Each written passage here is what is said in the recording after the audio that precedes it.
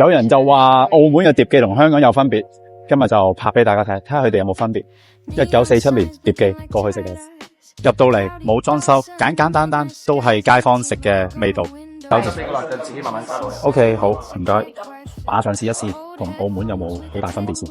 輕輕試下個湯，超辣嘅辣汁我自己加落去。先試下個牛肉片先，輕輕拿過嘅係鬆軟嘅，再試下個牛腩，好腍好腍，好香好香。食啖麵，再試下個牛筋，佢錄得冇當時喺澳門食嗰種好硬嗰個感覺，佢反而有啲脆口。再試下個牛筋，好明嘅，好腍好腍，我中意。我覺得可能香港呢間仲好食少少，但係我未去過澳門總店，咁我就留翻下一次去澳門總店拍俾大家睇。今次咧喺香港我點到一個辣魚包，上次喺澳門冇食嘅，好似法國菜咁啊，有個 sauce， 有個辣魚 sauce， 個包脆嘅，拎上手已經係脆卜卜噶啦。搽上面試下先，沙甸魚啦，再溝咗少少辣味落去。